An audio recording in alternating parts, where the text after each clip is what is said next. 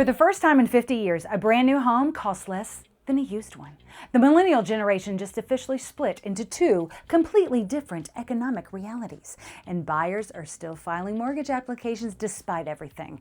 Welcome to Lien Report, the show where I explain real estate news, despite possessing none of the qualifications traditionally associated with explaining real estate news. I'm Taylor. Let's get into it. New homes are now cheaper than existing ones for the first time since 1974. Y'all, something happened in the housing market this year that has not happened since 1974. Yeah, you heard that correctly. A brand new home now costs less than a used one. Let me say that again, because it sounds like I got the words in the wrong order. I didn't. A home that nobody has ever lived in. Fresh paint, new appliances, no previous owner's questionable tile choices in the bathroom, no previous owner stink. That home is now cheaper than the one down the street that somebody has been living in for like 15 years. Cheaper, the new one. I know. Here's why. Builders need to move inventory. They have construction loans, holding costs, and investors breathing down their necks. So they have been cutting prices, buying down mortgage rates, throwing in upgrades, covering closing costs, and at this point, probably offering to name the guest bedroom after you, if that's what it takes. Nearly 20% of new homes are now selling at a price reduction. Some builders are offering mortgage rates as low as 4.99% for the first few years through a buy-down program. Existing home sellers, on the other hand, have zero pressure to do any of that. They locked in a 3% mortgage years ago, they own their home outright or close to it, and they would prefer to wait for the number they have in their head rather than adjust to the actual market. But it is also why the used home market is priced like a vintage Levi's jacket that has been sitting in someone's closet since 2021 with a tag that still says it is worth what it was worth then. Newsflash, it is not 2021 for anybody. For buyers who have been laser focused on finding the perfect existing home, this is worth pausing on. The builder down the road is cutting deals that the resale market cannot match right now. Let me be clear though, okay, y'all? New does not always mean better, okay? But right now, it means cheaper.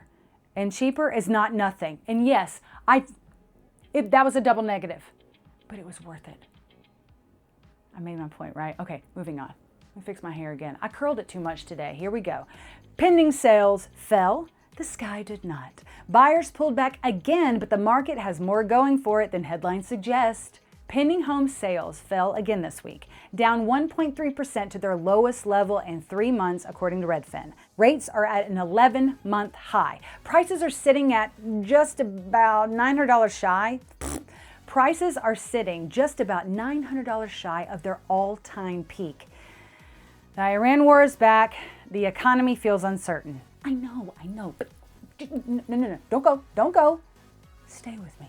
Come back to water. Because here's what the same Redfin report said right alongside all of that.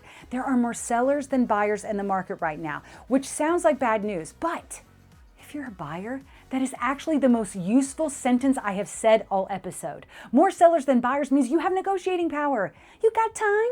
You've got options. You can ask for things.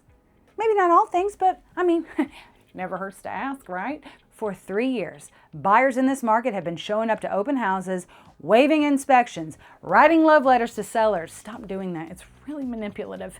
Offering $50,000 over asking and losing anyway. The market right now is a very different vibe. Sellers are sitting across the table a little less smugly than they were. Mortgage applications actually went up 1.9% last week, despite rates being at an 11-month high. More people applied for a mortgage than the week before. The buyers stepping back are not disappearing.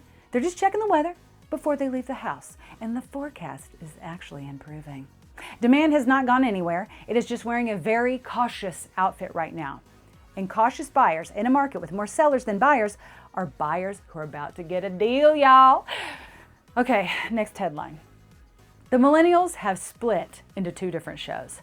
Fed research reveals a growing wealth divide within one generation. Buckle up. New research from the Federal Reserve Bank of Minneapolis dropped this week, and it reframed something we thought we understood about millennials and housing. By the way, I love that the Federal Reserve Bank of Minneapolis did some research or something. You know what I mean? Like, what have they been up to? That's what they've been doing, okay? So here's the finding. They are two completely different stories that happen to share a generational label and a deep emotional attachment to Harry Potter. True story. Older millennials, roughly 36 to 44, oh man, I've aged out of, I'm older than the older millennials. Moving on, bought homes before or early in the pandemic appreciation cycle, those homes exploded in value. That group has been quietly building wealth at a pace that is starting to look a lot like their parents' generation. Their median household income among buyers is $132,700. And they are leveraging equity like people who have been doing this for decades. Younger millennials, roughly 27 to 35, largely missed that window. Higher prices, higher rates, heavier student debt. Their share of first-time home purchases dropped from 71% to 60% in a single year. 1 year. The Fed also revealed something that will change how you read housing statistics forever. The official under 35 homeownership rate is cited as 37%. But listen up. When researchers counted actual individual adults who own their own home rather than just households, the real number is closer to 22%. The gap exists because millions of people living in owner-occupied homes do not own them. They're living with parents or family members who do. Think of it like a concert venue. The venue says it's a 37% capacity, but 15% of the crowd snuck in with somebody who bought a ticket. The real number of people who paid their own way is 22%. Now, before this gets all doom and gloom, too bleak, here's something that actually matters. Gen Z's homeownership rate is running slightly ahead of where millennials were at the same age. NAR's deputy chief economist said she is genuinely encouraged by that data. Genuinely. Like for real. She's honestly really encouraged. The door is not closed. It's just requiring more paperwork than it used to. Okay, here we go. Baby boomers are the wild card nobody talks about enough. Boomers own 55% of seller activity, and they are absolutely in no rush, probably because their knees hurt and nobody's running anymore. While we are talking about generational dynamics, there is a character in this story that does not get enough airtime. Baby boomers. Boomers now account for 55% of all home sellers in the country. They are the single biggest factor in how much inventory exists at any given moment. And right now, a lot of them are simply choosing not to sell. Why? Because many own their homes outright or have a 2.5% mortgage locked in from years ago. There is no financial pressure to move. Empty nest boomers own 28% of all 3+ bedroom homes in this country, sitting in houses that are technically too big for the current household. They got to heat and cool all of that stuff. There's probably stairs they don't want to go up anymore. And with a guest room that sees action maybe twice a year at Thanksgiving, under absolutely no obligation to list. And here's the thing, that guest bed, it's not comfy, but it looks cute. It's got cute pillows on it. Big whoop. This is what experts call the lock-in effect, and it is one of the core reasons inventory has been tight for years. When the generation holding the most housing stock does not need to sell, everyone else is competing over the remainder.